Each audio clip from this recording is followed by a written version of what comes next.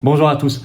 Première grosse manif nationale organisée par les Patriotes spécialement sur les effets secondaires. Vous allez voir, on a mis les pieds dans le plat à un moment où la vérité éclate partout. Il y a des procès qui se montent en France un peu, beaucoup à l'étranger. Il faut que ça arrive en France beaucoup. Et nous, on veut briser l'omerta. C'était le but de cette grosse manif. Il y avait du monde. Il faisait beau. Vous allez voir, en plus, il y avait des vraies personnalités qui étaient là. C'était le professeur Stéphane Gaillet qui a pris la parole, venu spécialement d'Alsace pour sa médecine. Qui a fait un remarquable discours. On avait l'acteur Thomas Séraphin qui nous a parlé de toute cette affaire. Nous avions Marc Toyer, bien sûr, qui a témoigné. Nous avions Pierre Chaillot, le statisticien, qui a eu un message très fort. Le message de Nicolas Dupont-Aignan. Enfin, bref, c'était vraiment puissant. Vous allez voir aussi mon discours dans ce qui est largement montrable, en tout cas sur YouTube, parce qu'il y a une censure forte, mais on a mis beaucoup de choses. Et surtout, vous allez sentir l'ambiance, la force de la vérité. La force de la vérité. Au moment où ils font cette offensive anti-Harold, parce qu'ils voient qu'il faut essayer de détourner le regard, parce que la vérité est en train d'émerger sur les injections, eh bien nous, on veut aller très fort. Voilà. Et je suis heureux que les Patriotes aient pris cette initiative, une première en France. Et ce n'est pas une dernière. Oh là là, non. Ça n'est pas terminé. Les responsables et les coupables paieront dans un esprit de justice pour les victimes, pour leurs proches et pour la vérité. Pour le plus jamais ça, bien évidemment. Et on a encore du boulot. Voilà, je vous attends d'ailleurs, on fera un direct ensemble sur cette chaîne le vendredi 2 juin à 19h. On retrouve l'horaire habituel, 19h sur cette chaîne. Je prends vos questions en direct. Également toute l'actualité nationale et mondiale la plus brûlante, on va regarder ensemble. Donc soyez au rendez-vous, ramenez du monde, évidemment. Et vous savez que la grosse manif devant l'Assemblée nationale, place Édouard Herriot, le 8 juin, jeudi 8 juin, 17h30, devant l'Assemblée nationale pour la loi retraite, abrogation de la réforme des retraites. Il faut venir très très nombreux, bien évidemment. Abonnez-vous si vous voulez bien à cette chaîne YouTube. Petit bouton en dessous, vous cliquez sur s'abonner, c'est fait, c'est gratuit. Vérifiez que vous n'avez pas été désabonné par YouTube. Le cas échéant, réabonnez-vous, c'est important. C'est vraiment une seconde pour vous, mais pour la chaîne, c'est beaucoup. Et en plus, vous, si vous appuyez sur la petite cloche à côté, vous serez automatiquement informé des nouvelles vidéos, des nouveaux directs sur la chaîne. C'est quand même superbe. Merci d'avance à ceux qui se sont abonnés, à ceux qui vont le faire. Maintenant, je vous attends, patriotes.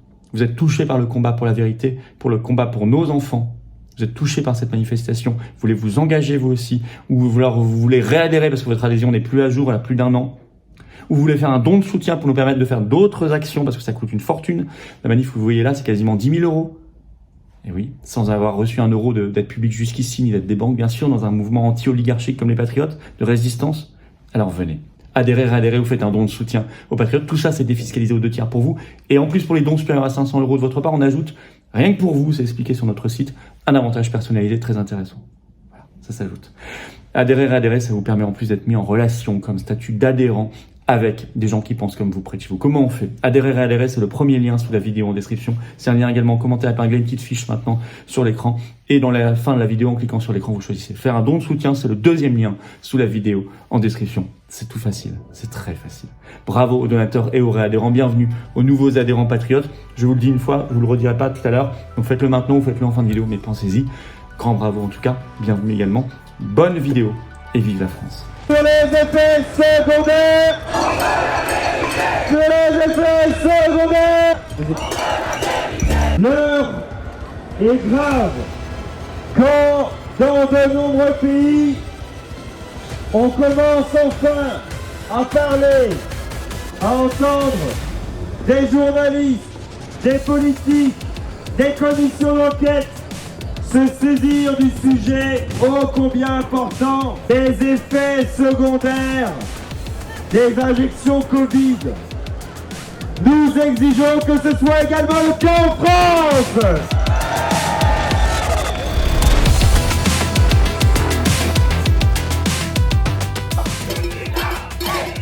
Ursula, tais-toi.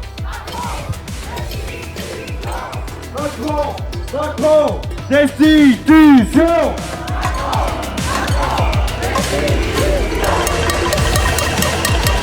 Aux armes, citoyens, prenez vos bataillons,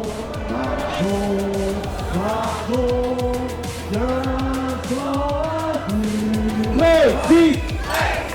Précis, c'est les effets secondaires. Sur les effets secondaires, les SMS Ursula.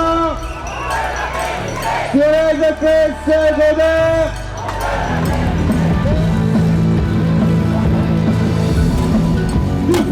ensemble, tous ensemble, hey! Pfizer, rends l'argent!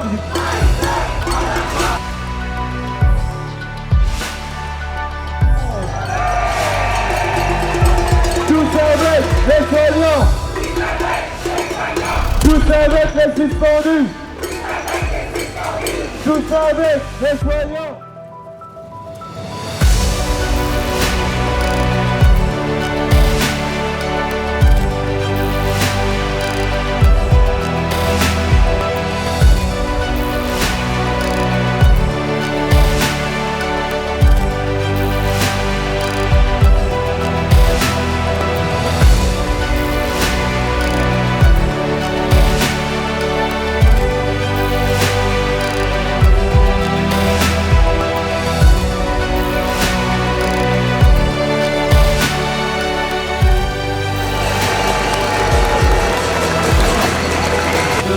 Une fois de plus, un monde fou, place Pierre Laroque, aujourd'hui, en face du ministère de la Santé. Ministère de la Santé, aujourd'hui de M. Brown, mais qui pendant très longtemps a aussi été le ministère du sinistre Véran. Les résistants sont au rendez-vous une fois de plus pour demander la transparence, pour demander la vérité sur tous les effets indésirables. En tout cas, les résistants sont au rendez-vous. Nous n'oublierons rien. Nous demandons la vérité, la transparence. Nous souhaitons avoir la vérité sur les effets secondaires, la vérité sur la corruption, entre autres de l'Union européenne. Mais on se rend compte que derrière, il y a des conflits d'intérêts. On parle quand même d'un contrat de 71 milliards traités par des SMS entre la présidente de la Commission européenne, Ursula von der Leyen, et le président de Pfizer, Albert Bourla. Nous sommes là depuis 2 ans et demi, en fait. Nous sommes dans la rue et nous continuerons à l'être tant que nous n'aurons pas satisfaction. Par rapport au lobby pharmaceutique, c'est plus une pression qu'il y a en fait. C'est littéralement une omerta. Il y a un problème de transparence, oui. C'est la cohérence des idées qui les a menés à ce qu'ils ont fait sur le plan de la santé et sur le plan sanitaire au niveau de la société dans son ensemble. Et c'est une logique des idées. C'est pas du tout une logique qui était liée au bien-être ou au mieux-être ou à la santé publique. Mais non, c'est une logique idéologique. C'est-à-dire, c'est une cohérence des idées, mais c'est pas du tout une cohérence liée à la santé publique. Et c'est le reproche qu'on peut faire fondamental, avec toutes les conséquences que ça a eu et qui n'ont pas encore été effectivement mis sur la place publique. Et il faut pousser pour qu'effectivement on ait la vérité. L'important, c'est la vérité. Bravo, car nous avons eu l'idée de faire cette première grande manif spéciale effet secondaire pour briser l'insupportable omerta, la censure, le déni qui règne dans notre pays. Vous savez, cette semaine, on apprenait qu'il y avait un recours collectif de 500 victimes des injections en Australie devant la justice. Le 15 mai, une plainte au pénal a été déposée pour ce motif contre le ministre italien de la Santé et le responsable de l'Agence italienne du médicament. Parce qu'en Italie, figurez-vous que les médias là-bas ont fait le boulot. Ils ont fait une enquête, ils ont sorti les documents internes, ils ont montré qu'aucune règle normale n'avait été respectée. Aujourd'hui, les ministres sont devant la justice, demain ils seront en tôle.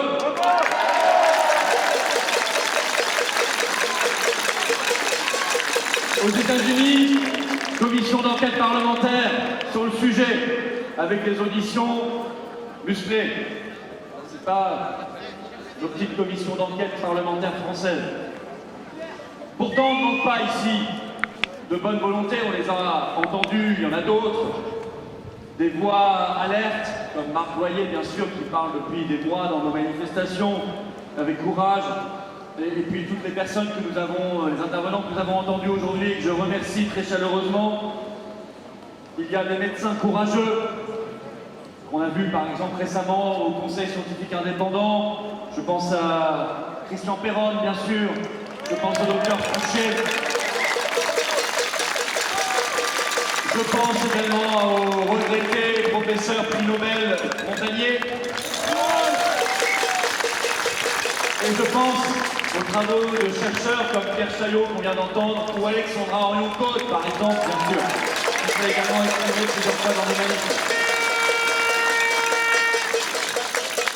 Nous, ensemble, nous avons tous aussi alerté depuis le début sur, et Dieu sait qu'on les a combattus, le pass sanitaire, le pass vaccinal, l'obligation vaccinale pour certains métiers qui a entraîné les fameuses suspensions. Alors, aujourd'hui, les faits sont là. Les journalistes aiment souvent nous dire les faits, rien que les faits. Ben, mesdames et messieurs les journalistes, les faits, vous en avez plein devant les yeux, ça crève les yeux. C'est tout un édifice en réalité de conflits d'intérêts et de corruption qu'il faut bousculer et mettre à terre. Voilà la vraie raison de l'omerta. Ce mot qui était tel que nous prononcions, alors on va le redire, ils sont corrompus.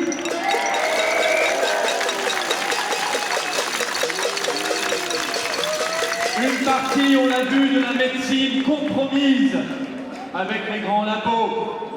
Inutile de vous citer tous les médecins de plateau télé. Les labos, bien sûr, eux-mêmes, pris dans la course au profit à tout prix et au prix de notre vie. La preuve, ils sont déjà multi-condamnés. Ils ont payé des milliards d'euros déjà d'amende par le passé. Pourquoi ça serait terminé? Les autorités du médicament, qui ne sont pas libres, évidemment, dépendantes, et dont les régulateurs rêvent tous ensuite de faire carrière et faire fortune dans les grands labos. Alors évidemment, ça crée des liens, ça crée des conflits d'intérêts, ça crée de la corruption. Inutile de vous parler de l'Agence européenne du médicament, qui est probablement la plus corrompue de toutes. Il y a les ministères de la Santé, on en a un là, hein, rempli de menteurs. Alors on a eu Buzyn, on a eu Véran, on a eu Braun, tous dans le même sac. Et un président de la République, le funeste Macron, qui lui aussi a menti aux Français. Ah, il ne devait pas y avoir de passe sanitaire à l'entrée des restaurants, jamais. Ça ne devait pas se transformer en passe vaccinal, jamais. Il n'y aurait aucune obligation vaccinale Covid, jamais. Eh bien, on a eu tout ça. Menteur, menteur, menteur.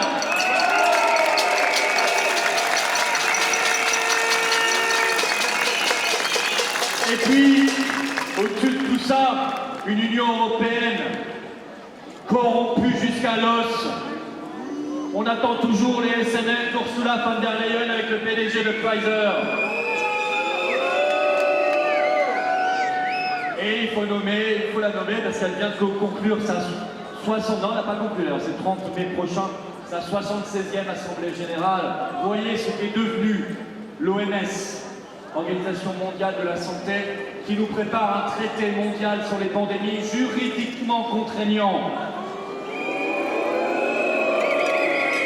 80% de ces financements aujourd'hui sont privés. Son premier financeur, c'est devenu la fondation Bill et Melinda Gates. Qu'est-ce qu'un informaticien vient faire là-dedans?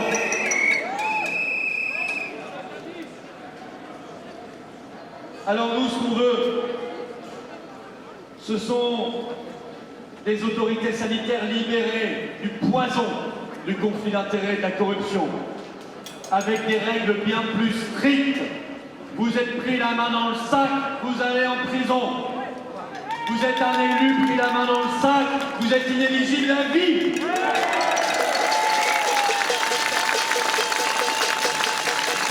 Une éthique renouvelée, un serment d'Hippocrate, de nouveau enseigné, respecté, le respect du médecin qui soigne, et non pas le traîner devant l'ordre et devant les tribunaux.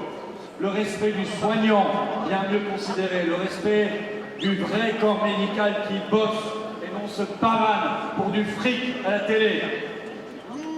Le respect du patient et de ses proches, ne plus jamais séparer les familles des malades, les familles des mourants, comme on l'a fait honteusement pendant toute la crise du Covid.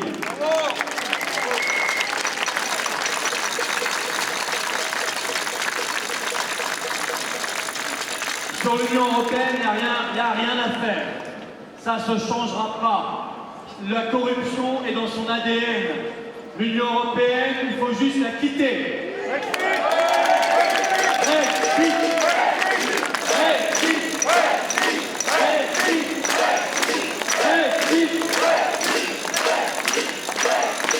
Et puis, il faut provoquer l'électrochoc mondial.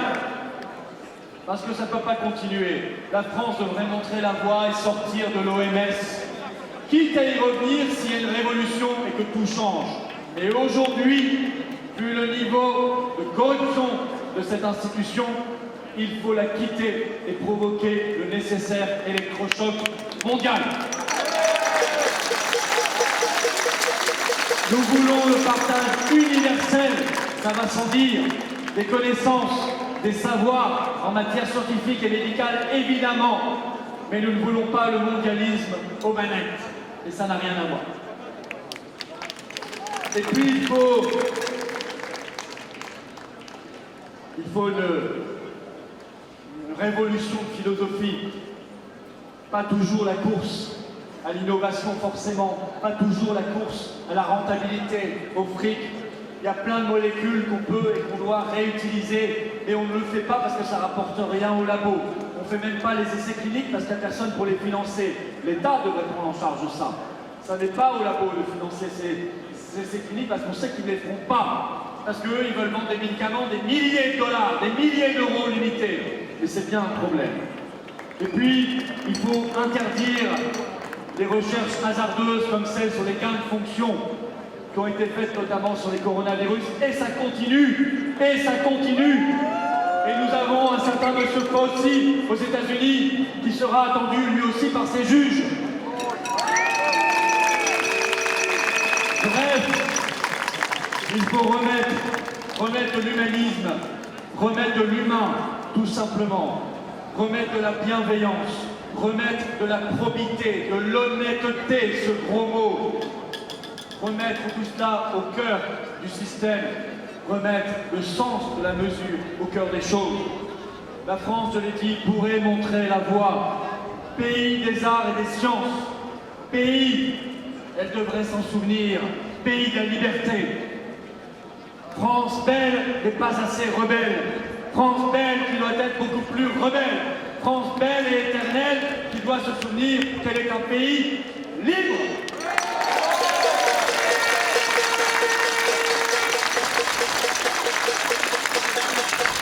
Évidemment, plus jamais ça.